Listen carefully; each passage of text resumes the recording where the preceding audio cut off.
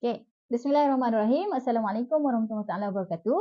Okey, bertemu lagi kita dalam podcast Sembang Lawyer bersama saya, Kak Hud dan Lawyer Azmi. Lawyer Azmi. Okey, hari ni kita nak bincangkan tentang isu yang hangat diperkatakan oleh netizen ataupun rakyat Malaysia ni berkenaan dengan keputusan Mahkamah Persekutuan berkenaan dengan kes Nik Eileen pada 9 Februari ataupun hari Jumaat yang lepas lah. Okey, so apa briefly lah secara ringkas sebab semua orang pun dah tahu kan. Dah tahu dah. Okey, so kita nak brief je apa sebenarnya kes Nik Eileen ni.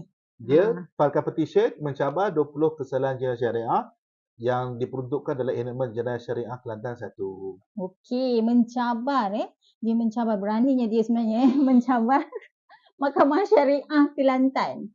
Okey, so Bukanlah jadi cabar mahkamah, dia cabar undang-undang tu. baik, okey, dia mencabar undang-undang Mahkamah Syariah Kelantan lah di Kelantan. Okay, jadi kita nak tanyalah kenapa sebenarnya dia berani mencabar, dia sebagai seorang Muslim, kita katakan dia rakyat Malaysia, dia tak sayang ke dengan Islam dan sebagainya kan, orang-orang netizen duk kata. Jadi kenapa sebenarnya boleh timbul isu mencabar undang-undang syariah di Kelantan tu? Okey, dia ada asalnya kenapa dia filekan petition tu. Dia bukannya tara jom dia filekan petition macam tu je. Dia sebenarnya dia refer satu kes. Dia sebab bila dalam mana-mana orang kata civil punya amalan undang-undang sivil ni, dia ada satu prinsip yang dinamakan stare decisis ataupun dia ada ikut dahuluan. Presiden orang kata kan. Bukan presiden Amerika ke bukan, dia presiden PRECEDE presiden DNT. Okey. DNT ke CE? PRECEDENT presiden. Ya betul tu. Ejaan dia sama. Presiden. Presiden PRESIDEN. Yalah. Okey. Okey, lepas tu jadi dalam apa tu presiden? Presiden tu dahuluan kes. Betul, maksudnya dah ada kes sebelum ni. Ya, betul. Okay. Maksudnya mahkamah rendah dia kena ikut apa je keputusan mahkamah atas. So dalam satu kes nama dia Iki Putra Mubarak. So Iki Putra ni tahun 2021. Dia ni keputusan dia 2021. Alright. Tapi dia sebenarnya Iki ni dia kena dakwa atas kesalahan jenayah syariah lewat dekat Selangor. Sebelum 21 lagi lah. Alright. Dan selepas dia didakwa, jadi dia minta untuk penawaan kes syariah dia tu di stay kita panggil. Dia macam tangguhlah sekejap. Sementara dia nak cabar section tentang jenayah syariah liwat tu di Mahkamah Persekutuan. I see. Jadi dindong-dindong akhirnya 2021 Mahkamah Persekutuan buat keputusan. Dia kata section 28 tak silap saya dalam enakmen liwat tu adalah tidak sah dan bertentangan dengan Perlembagaan Persekutuan. Itu keputusan Mahkamah Persekutuan. Mahkamah Persekutuan tu diputuskan pada tahun 2021. Lagi ya. Jadi Nik Eileen ni dia filekan setahun selepas pada tu. Ya, pada tahun 2022 Dia memulakan petition pada tahun 2022. Ya, tengah 2022. Jadi dalam dia file petition tu, ringkasnya dia kata macam ni lah, dia nak kata, dah Mahkamah Persekutuan sebelum ni kan dah buat keputusan. Yang liwat tu tidak boleh dibuat oleh Dewan Undangan Negeri. Dia bukan pasal Mahkamah Syariah boleh dengar ke tidak, bukan isu dia. Dia isu dia siapa yang boleh gubal undang-undang itu. Itu isu dia. Bukan yang maksudnya Mahkamah Syariah tak boleh dengar ini, Mahkamah Syariah tak boleh dengar itu. Mahkamah Persekutuan dia tak, itu bukan kerja dia. Dia nak putuskan benda-benda macam tu. Kerja dia ialah dalam kes Nik Eileen dan kes Iki Putra tu, kerja dia adalah untuk putuskan adakah Dewan Undangan Negeri boleh gubal undang-undang itu. Itu je. Boleh gubal. Ya. Tapi kalau dia boleh gubal, maksudnya bolehlah proceed di Mahkamah Syariah, betul tak? Kalau digubal dan jadi dalam kes macam Iki Putra, bila mahkamah kata kesalahan liwat tu adalah bertentangan perlembagaan, apabila kesalahan itu telah dibatalkan oleh Mahkamah Persekutuan, maka lepas ni tak boleh dah ada lagi penawaan syariah tentang liwat tu dekat Selangor. Ya, betul lah. Kan? Jadi atas premis tu lah yang Nik Eileen ni dia sebab dia filekan di Kelantan sebab dia kata dia nak duduk di Kelantan dan dia pun orang Kelantan. Jadi dia pun cabar, dia kata sekarang ni bukan sebabnya bila Mahkamah Persekutuan dah buat keputusan macam tu, dia kata sepatutnya Kelantan kena ikut lah. Maksudnya jadi tapi dia bukan hanya cabar tentang seksi liwat tu saja. Dia kata ada lagi 19 yang lain. Jadi total 20 kesalahan. Jadi 20 kesalahan tu dia kata dia nak katakan bahawa benda tu sepatutnya Dewan Undangan Negeri tak boleh gubal sebab benda ni sepatutnya undang-undang tu federal ataupun persekutuan ataupun parlimen yang patut gubal sebab benda tu ada di bawah kuasa parlimen. Jadi dia ada asas dia lah dari segi kalau nak perbahasan undang-undang tu. Jadi dari segi undang-undangnya dia nak bahaskan dan dia telah bahaskan dan mahkamah pun putuskan. Dia kata dalam perlembagaan persekutuan, okay, kena faham negara kita ni undang-undang tertinggi perlembagaan persekutuan. Ya, betul. Bolehlah lepas benda tu undang-undang nama apa sekalipun, dia ada satu peruntukan dan perlembagaan tersebut, apa-apa saja undang-undang yang digubal tidak boleh bertentangan dengan perlembagaan persekutuan. Dan mana-mana undang-undang yang didapati bertentangan dengan perlembagaan persekutuan, undang-undang itu boleh dibatalkan. Itu sejak bila tu ada section 57 tu? Lah. Okey. Sejak Suruhanjaya Raid menggubal perlembagaan persekutuan ketika kita merdeka dulu. Okey, so Don dah tahulah kan berkenaan dengan perkara tersebut. Ya, dan sebenarnya bukan setakat yang tu saja. Maksudnya ada lagi dalam jadual ke-9 perlembagaan persekutuan dia ada sebut. Sebab dia bila kita nak buat undang-undang ni dia kena ada punca kuasa dia. Okey, jadi dalam undang-undang jenayah secara umum kita pun nak tahulah kalau kerajaan nak buat undang-undang jenayah pasal mencuri, merompak. Macam mana kerajaan nak buat undang-undang? Jadi dia kena tengoklah punca kuasa dia tu. Okey, dia kena ada punca kuasa. Jadi punca dia tu adalah dalam jadual ke-9 senarai persekutuan. Okey. Jadi dalam jadual ke-9 dia ada bahagi pada 3 senarai. Senarai persekutuan, senarai negeri dan senarai bersama. Yang dua-dua persekutuan dengan negeri, dua-dua boleh. Jadi punca kuasa kepada undang-undang jenayah tu adalah kepada jadual ke-9 senarai persekutuan tadi, senarai 1. Okey. Punca kuasa. Punca kuasa. Jadi dalam contoh bila nak buat apa-apa undang-undang, parlimen dia akan rujuk punca kuasa tu. Punca kuasa tu. Jadi tapi dalam senarai 2 jadual ke-9 tu kuasa-kuasa negeri disebutkan negeri-negeri boleh dan berautoriti lah untuk membuat undang-undang berkaitan dengan Islamic law ataupun undang Islam. Islamic law itu adalah apa-apa saja undang-undang yang berkaitan dengan precept of Islam. Dalam satu kes sebelum ni, Mahkamah Persekutuan juga. Dalam kes Sulaiman Takrib. Dalam kes Sulaiman Takrib, Mahkamah menafsirkan apa dimasukkan dengan precept of Islam. Kalau untuk senarai negeri jadual ke-9 tu. Define, maksudnya Mahkamah define. Apa maksud precept? Precept tu secara mudahnya nak faham, dia ada panjang. Tapi saya petik satu je. Hakim kata, apa-apa saja ajaran, teachings yang disebutkan dalam Al-Quran dan As-Sunnah. Jadi maksudnya apa-apa saja ajaran dalam Quran Sunnah tu, kita boleh katakan benda itu adalah precept of Islam. So, don't boleh gubal. Contohnya macam kan ada kesalahan pasal khaluat. Jadi khaluat tu kan benda tu bertentangan dengan Al-Quran dan As-Sunnah. Kan? Jadi negeri dia bolehlah gubal. Ya, bolehlah gubal berkenaan dengan jenayah khaluat tu. Sebabnya benda tu bertentangan dengan ajaran Islam. Tetapi ada satu preclusion clause, klausa pengecualian. Disebutkan dalam senarai 2 tu.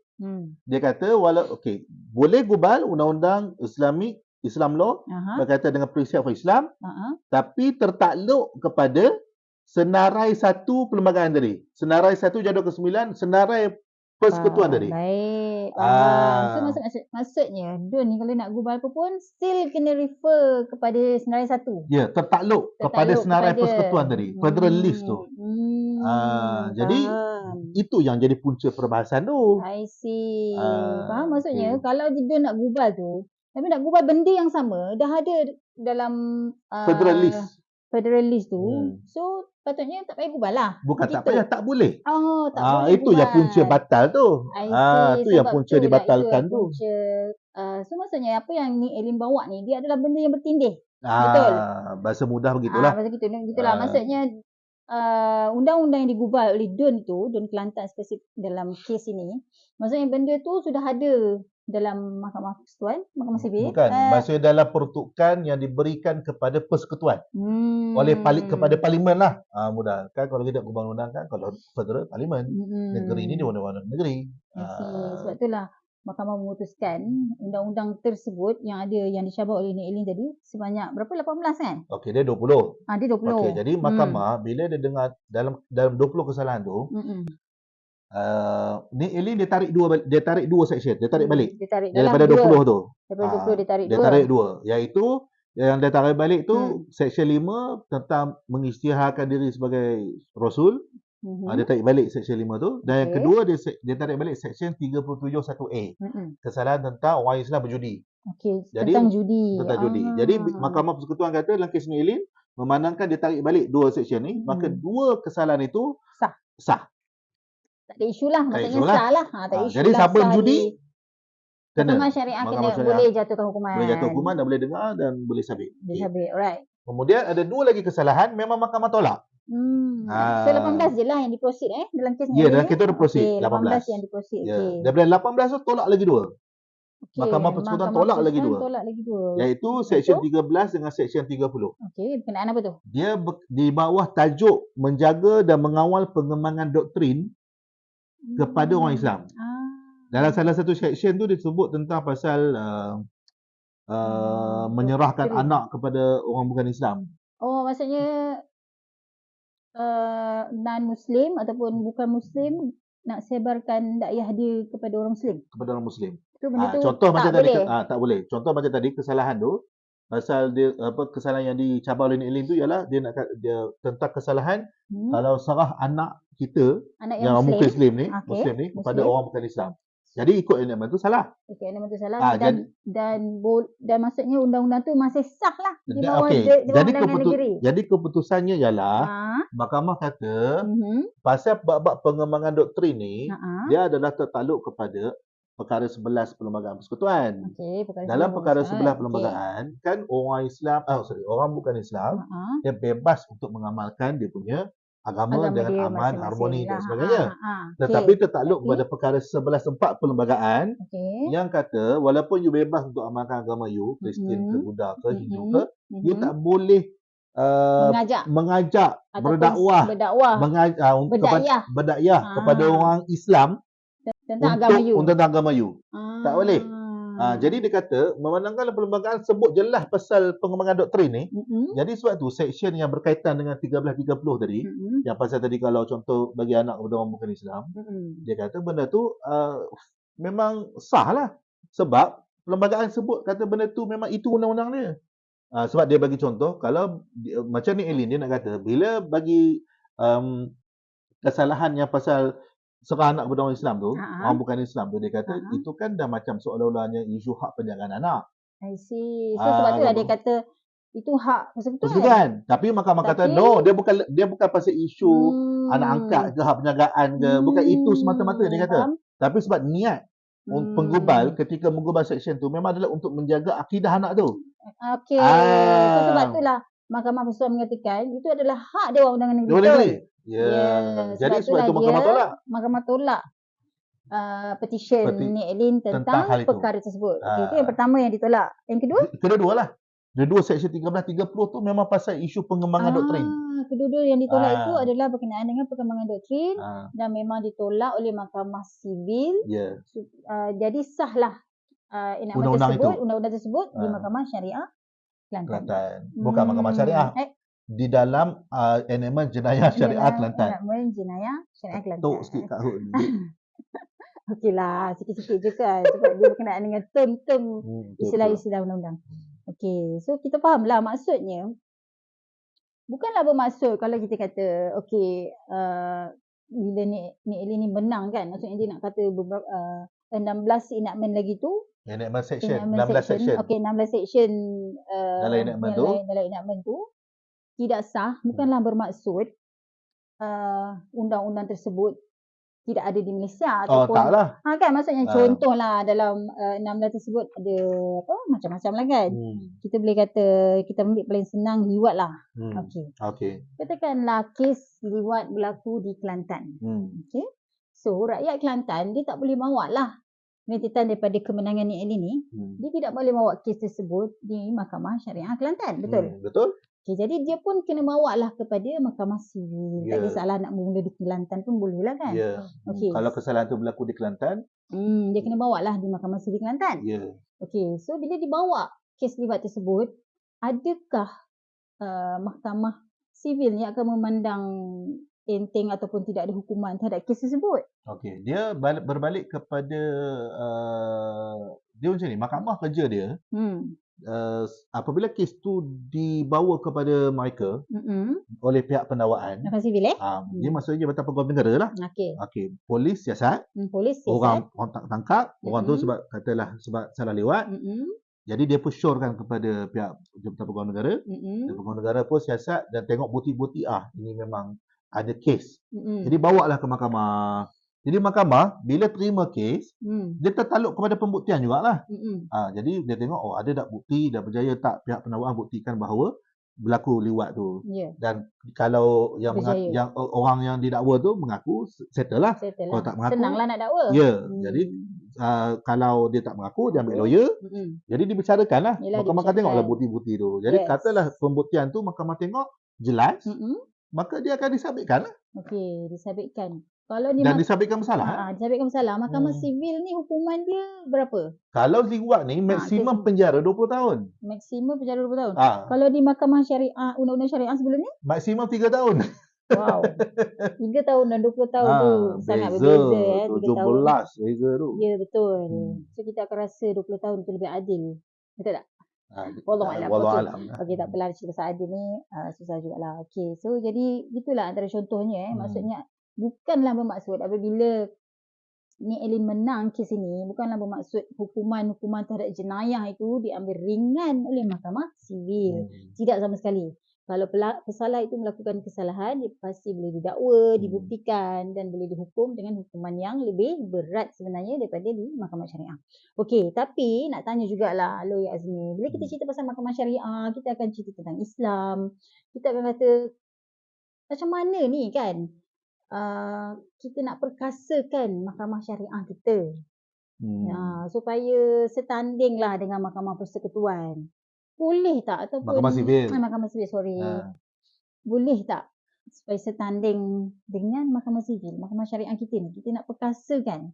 Kita tak naklah mahkamah syariah ni hanya bincangkan tentang poligami sahaja kan, cerai sahaja, kahwin nikah ni. Kan. Jadi bagaimana menurut Lawyer Azmi kita? Okey, dia dalam peruntukan undang-undang syariah dalam negara kita pun dia terbagi pada dua lah. Satu kes mal, kita panggil mal ni nikah cerai, faraid, pusaka. Mal ni apa? MAL. Apa ni orang kata kesalahan bukan, maksudnya perkara-perkara berkaitan dengan mal. Jadi dia di bawah selalunya hak kekeluargaan lah. Kekeluargaan lah. Hak jaga anak apa semua. Dekat situ lah mal tu lah. Ada satu lagi. Satu lagi. Pasal jenayah. Yes, jenayah. Ada je maksud jenayah syariah. Jadi di bawah dia tertaluk kepada akta ataupun elemen kesalahan jenayah syariah di negeri masing-masing lah. Okey, jadi ada banyak je lagi kesalahan-kesalahan yang di dalam elemen jenayah tu yang sah. Dan sebenarnya kalau nak kira dalam kes ni Elin ni pun hanya Kelantan je terpakai untuk katalah batal tu. Macam kita sekarang, kalau macam kita sekarang kat wilayah persekutuan kan. Tak efek pun. Masih lagi boleh dakwa dan masih lagi berkaitan dengan jenayah ni. Jadi sebenarnya kalau ikutkan kepada amalan pun yang selalu didakwa di mahkamah syariah pun selalunya khaluat. Kes yang memang apa lagi? Khaluat yang judi. Dan minum arak. Khaluat, judi, mabuk. Selain daripada tu kan kita pernah dengar ada orang buat aduan tentang isteri dia diganggu lah, bak hal merosakkan rumah tangga. Jadi kebanyakannya boleh dikatakan kes-kes macam tu tidak didakwa pun kat mahkamah syariah. Walaupun ada walaupun kesalahan tu ada dalam akta ataupun mahkamah syariah ni, sebab tak tahulah. Dia bergantung kepada pihak pendakwaan syar'i negeri masing-masing lah. Kenapa dia nak bawa ataupun tak bawa. Tapi yang lazim yang dalam kes mahkamah syariah ni 3 ni je. 3 tu je lah jenayahnya. Selalu dibawa. Selalunya yang lazim yang lazimnya adalah khaluat, judi dan arak, mabuk. Kan? Jadi jadi sebab itu, kalau kita nak kira pasal pemerkasaan ni, Ya, pemerkasaan. dia kena holistik lah. Dia tak boleh lah kita kata kita nak banyak-banyak tebal undang-undang kita. Adakah itu kita punya matlamat? Maksudnya ada sampai 100 muka surat kesalahan yang kita kata ini Mahkamah Syariah kena dengar. Okay. Adakah itu yang kita nak ataupun kita nak ada satu set undang-undang yang penting ia boleh dilaksanakan dengan cekap dan benda itu adalah tidak bertentangan lah dengan perlembagaan. Okey. Sebab dari segi nak memperkasakan tu sama ada lah. Kan? Kita nak yang mana nak sebab perkasa adakah tersebut? kita hanya sekadar nak undang-undang kita tebal tapi tak laksana? Tebal je tapi tak laksana pun macam kategori. Yang sikit-sikit haluat judi. Itu je lah. Tapi yang lain tu banyak lagi kesalahan. Kenapa tak buat? Padahal adakah bermaksud kesalahan tu tak wujud dekat negara kita, dekat negeri masing-masing. Ada je. Ada je. Betul. Tapi kenapa ia tidak dilaksanakan? Jadi maksudnya kemungkinan lah kita tak naklah tuning jari kepada siapa-siapa. Mungkin adalah atas faktor infrastruktur tak cukup ke, tenaga tak cukup ke, pegawai penyiasat tak cukup ke, pegawai pendakwa syar'i tak cukup ke. Jadi dia maksudnya benda tu semuanya ada hubung kait. Ada banyaklah faktor-faktor kita nak memperkasakan mahkamah syariah kita ni. Betul. Jadi kalaulah benda tu contoh melibatkan tenaga tak cukup, kena faham dalam negara kita bab syariah ni bajet memang selalunya tak standing lah dengan pembangunan. Itu daripada dulu lagi. Cuma bezanya dalam kerajaan perpaduan baru ni, bajet terhadap agama ni telah ditambah berbanding dengan bajet sebelum ini. Ada peningkatan. Ada peningkatan lah. Tapi saya secara personal masih lagi nampak sebenarnya perlu lagi banyak lagi. Sebab contoh macam nak buat mahkamah syariah. Kan, kesian negeri-negeri nak kena cari peruntukan sendiri untuk buat mahkamah syariah. Dan ataupun kerajaan nak buat nak buat mahkamah syariah apa peruntukan tak cukup. Macam mana kerajaan nak buat mahkamah syariah cantik-cantik kan? Sama juga kalau buat penggajian hakim, penggajian pegawai agama syariah ni. Betul. Jadi kalau sampai tak cukup duit nak menggajikan, jadi tak cukup orang. Jadi sebab tu mungkin itu faktor-faktor dia. Jadi bukan sekadar undang-undang tu yang kita nak tengok. Dia kena tengok secara holistik. Ada banyak lagi faktor-faktor lain yang menyumbang kepada pemerkasaan. Bukan sahaja dari segi undang-undang tersebut, dari segi cara pelaksanaannya, infrastrukturnya, tangga gajinya. Betul. Okay? So ada banyak lagi. Dan adakah kita, negara Malaysia ini, menuju ke arah itu? Menuju ke arah memperkasakan undang-undang syariah di negeri-negeri. Okey. Untuk makluman yang mana mendengar ni, contoh bab training hakim-hakim. Hakim syar'i ni. Hakim syar'i sebelum ni kita menumpang je dekat bangunan-bangunan ilkap yang mahkamah-mahkamah sivil punya. Nak training pegawai syariah ni pun menumpang. Tapi mahkamah sivil punya bangunan. Maksudnya sebelum ni. Dah berapa tahun merdeka ni? Itulah, dah menumpang berapa tahun lagi. Menumpang juga lagi. Padahal kita ramai Muslim. Kan? Tapi kerajaan perpaduan baru ni di bawah Dr. Naim sebagai Menteri Agama telah pun mereduskan bajet untuk membuat akademi syariah. Jadi maksudnya macam seolah-olahnya macam ilkap lah. Jadi untuk memperkasakan lah. In a way kita nak memperkasakan. Yang pertama dia buat akademi syariah apa dah macam dululah. Maksudnya untuk memperkasakan dan educate hakim-hakim syar'i, pegawai-pegawai syariah. Menambah nilai terhadap hakim-hakim. Ilmu, pengalaman. Macam itulah. Okey.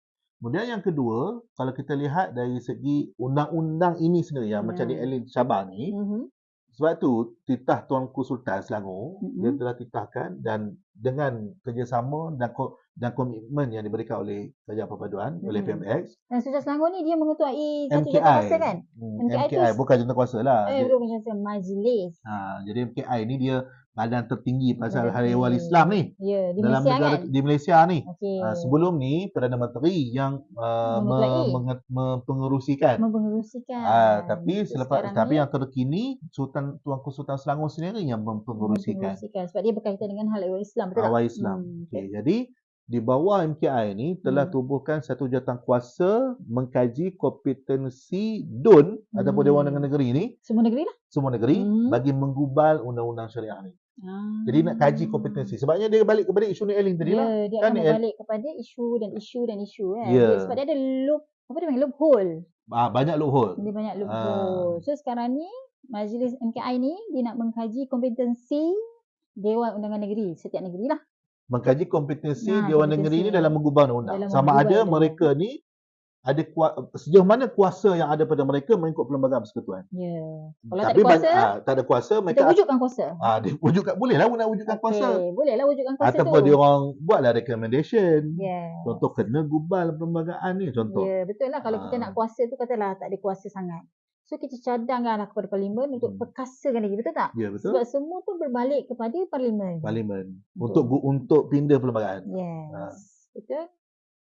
So macam itulah. Itulah maksudnya dari segi kalau nak memperkasakan, jadi sebab tu Dr. Naim kata dia bagi statement yang very straightforward. Dia kata hasil daripada kajian jawatankuasa kaji kompetensi undang-undang ni, DUN ni, dia kata katakanlah hasil recommendation ni adalah membuat recommendation untuk menggubal ataupun memindah perlembagaan, maka itulah yang akan dibuat. Very firm. Very firm. Dan bersemangatlah, maksudnya dia ada keinginan lah kan. Political will untuk buat. Kita panggil dia political will untuk buat benda tu. So maksudnya itulah antara kesungguhan daripada Menteri Agama kita sendiri untuk memperkasakan Dewan Undangan Negeri bagi menggubal undang-undang yang terkait dengan agama lah. Kan? Terkait dengan Islam itu sendiri. So itu antara benda ataupun perkara-perkara yang sedang dilakukan oleh kerajaan sekarang untuk memperkasakan undang-undang syariah di setiap negeri di satu Malaysia. Sebab kena tahulah daripada tahun 2021 masa kita sebut kes Iki Putra tadi, tak ada pun sebarang tindakan yang dibuat oleh pihak kerajaan ketika itu untuk menyelesaikan isu yang dibangkitkan oleh Iki Putra, isu pertindahan kuasa tadi. Jadi kita boleh tengoklah setahun lepas itu bila tak ada apa-apa, Nick Allen pula masuk. Sebab tak ada apa-apa tindakan kan. Kita tengok kan, tak ada apa tindakan. Jadi Nick Allen masuk ni kita nampak sepatutnya kena do something masa tu lagi. Jadi muncullah dalam bila kes Nick Allen ni, sebelum diputuskan lagi, sebenarnya jawatankuasa kaji kompetensi ni telah ditubuhkan. So maksudnya jawatankuasa ni telah ditubuhkan sebelum Nick Allen keputusan Nick Allen lagi. Sudah lama lah juga sejak Kerajaan Persekutuan ambil alih. Sebenarnya titah tuanku tu tahun lepas, tahun 2023. Tapi jawatankuasa tu dapat perkenan oleh raja-raja dan dilantik secara formal. Yang tak silap saya bulan 12. Jadi baru ni bulan 2. Jadi baru 2 bulan. Tapi sekurang-kurangnya sebelum jadi nampak tak? Nak tubuh jawatankuasa macam melibatkan agama syariah ni pun, sebenarnya bukannya straightforward.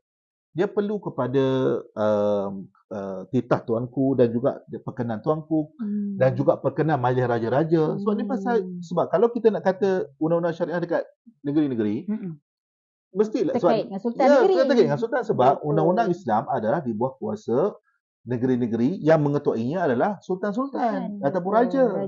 Jadi sebab tu bukan senang. Jadi cuba bayangkan kalau daripada kes Iki Putra dulu, tindakan yang drastik telah dibuat. Jadi sepatutnya benda tu paling kurang ada benda ongoing. Proses berjalan. Ada benda yang kita do something kepada undang-undang syariah kita. Betul. Jadi dan lagi satu kita lihat, ni kalau kita nak buat comparison dari segi tindakan yang dibuat oleh kerajaan ketika 2021 dan kerajaan pada tahun ini, 2023 ni contoh. Pada ketika kes Iki Putra tu, tak ada pun pencelahan ataupun tindakan mencelah oleh pihak kerajaan maupun Majlis Agama Islam oleh Persekutuan dalam kes Iki Putra tu. Itu antara Majlis Agama Islam Selangor je handle kes tu. Tidak ada campur tangan daripada kerajaan pun masa tu. Tak ada. Dan tidak ada pun inisiatif yang dibuat untuk terlibat dalam kes itu. Berbeza dengan kes Nick Allen ni, Dr. Naim telah mengarahkan Majlis Agama Islam oleh Persekutuan untuk menjadi amicus curiae. Apa tu? Amicus curiae ni bahasa undang-undang ataupun terjemahannya sahabat mahkamah. Sahabat mahkamah. Untuk membantu mahkamah berhujah bagi membantah petition Nick Allen tu. I see. Jadi kita duk kata kerajaan sokong lah, ada orang duk sebut lah kerajaan sokong Nick Allen lah. Saya pun heran dari mana benda tu. Sedangkan kerajaan melalui Datuk Dr. Naim sebagai Menteri Agama melalui Majlis Agama Islam Wilayah Persekutuan telah membantah petisyen NIL ini. Oh, kerajaan sendiri membantah melalui Majlis Agama Islam dan membantah dan walaupun keputusan tu menyebelih NIL, tapi sekurang-kurangnya ada usaha daripada pihak Majlis Agama Islam Wilayah Persekutuan untuk membantah petisyen NIL ini tu berbanding dengan kes Iki Putra sebelum ni tak ada. Tak ada langsung apa-apa. Tak ada apa-apa. Jadi adalah orang kata kenapa kerajaan tak masuk mencelah ke apa. Jadi Majlis Agama Islam Wilayah Persekutuan ni kan bawah Menteri Agama. Bawah Menteri Agama. Jadi bawah kerajaan lah. Dia bawah kerajaan lah. Jadi kita dah suarakan, Majlis Agama Islam telah suarakan bantahan kita terhadap petisi tu. Jadi kita boleh lihat sebenarnya melalui kajian perpaduan ni kesungguhan dia. Dia tak biar macam tu, biar keputusan, lepas tu kita buat demonstrasi ke, kita biar membantah tu bantah ini. So, saya baca lah juga Menteri Agama ketika kes Iki Putra tu, dia hanya melahirkan kekecewaan. Dia tak ada kata tindakan, hanya kecewa menzahirkan saja. Keputusan ni bahaya. Setakat statement baik tak payah jadi kerajaan. Betul, setakat statement saja tapi tidak ada tindakan. Padahal kita masa tu mereka adalah yang berkuasa. Tapi hanya bercakap juga. Bercakap sahaja juga. Jadi sebab tu balik sekurang-kurangnya saya lihat kerajaan sekarang ni dia committed dan dia jalankan kerja tu. Memanglah kita tak nampak demonstrasi sebab kita sibuk kerja, mana sempat demonstrasi ni. Ya, kerajaan buat apa demonstrasi. Kan. Buat je lah. Dah ada kuasa kan. Jadi itu maksudnya perbezaan yang ketara kalau kita lihat. Jadi sebab antara kes Iki dan NIL Jadi sebab tu kita kena bayangkan keputusan baru beberapa hari. Jadi kita nak expect apa? Adakah kita nak expect terus kerajaan buat apa? Kerajaan buat apa? Jadi sebab dia adalah satu proses yang panjang. Kalau contoh kita marah kerajaan. Kita marah kerajaan tu sebab apa? Adakah kerana sebab Mahkamah Persekutuan buat keputusan begitu? Kena fahamlah. Adakah mahkamah itu kerajaan? Berasaskan kepada doktrin pemisahan kuasa, kita ada eksekutif, kita ada legislatif dan kita ada judiciary. Betul. Setiap 1-3 ni tidak bercampur tak boleh diharamkan bercampur. Jadi mereka berdiri sendiri tanpa dipengaruhi oleh antara satu sama lain. Kita pun semua dah belajar menjadi musuh tingkatan sekolah menengah Sekolah menengah lagi sekolah menengah lagi kita belajar dalam sejarah. Tak tahulah tahu silibus sekarang pun dah belajar. Jadi kalau kita nak kata kita marah kerajaan sebab mahkamah buat sama, maksudnya kita sendiri tak faham dari segi doktrin pemisahan kuasa itu. Jadi sekarang ni dia berbalik kepada sebenarnya ada dua lagi badan yang perlu bertanggungjawab. Iaitu legislatif dan eksekutif. Eksekutif ni menteri-menteri itulah. Legislatifnya adalah 222 ahli parlimen. Semua mereka ni yang bertanggungjawab kalau betul nak kena pindah perlembagaan ke apa ni, kerja legislatif ni. Wakil rakyat kita. Bukannya kerja mahkamah. Mahkamah hanya menafsirkan dan menjalankan apa yang diperuntukkan oleh undang-undang. Dia pun terikat. Maksudnya dia tak boleh nak kata walaupun perlembagaan kata macam ni, kita buat gini lah keputusannya. Tak boleh sebab dia terikat. Sebab tu kerja dia. Dan dia pula tak boleh mengarahkan kerajaan. Kerajaan kamu kena buat macam ni. Itu pun salah satu daripada macam salah lah sebab dia seolah-olah campur tangan tugas eksekutif legislatif. Jadi legislatif ni kerja dia. Untuk meminda perlembagaan ke apa ke mengkaji ke, itu kerja dia, bukan demonstrasi. Jadi kita kena memperkasakan ahli parlimen kita kan? Itulah. Kita kena mendesak ahli parlimen kita supaya bersuara dalam parlimen untuk memperkasakan undang-undang. Dan bagi idea lah. Dan kena bagi sokongan. Jika ia adalah tujuan untuk memperkasakan undang-undang syariah. Betul. Okey. So jelaslah sebenarnya kes NIL ini sebenarnya dari satu sisinya sebenarnya dia membuka mata rakyat tu sendiri tentang undang-undang di negara kita, dan dia juga sebenarnya membuka mata kita supaya melakukan sesuatu terhadap undang-undang syariah di negara kita. Jangan kecek saja. Jangan kecek saja. Jangan sembang derah. Tapi mestilah melakukan sesuatu untuk memperkasakan undang-undang syariah di negara kita. Okey, terima kasih kepada Lawyer Azmi untuk episod kita kali ini. Semoga mendapat pencerahan tentang kes ini. Kita jumpa lagi dalam episod-episod yang akan datang. Assalamualaikum.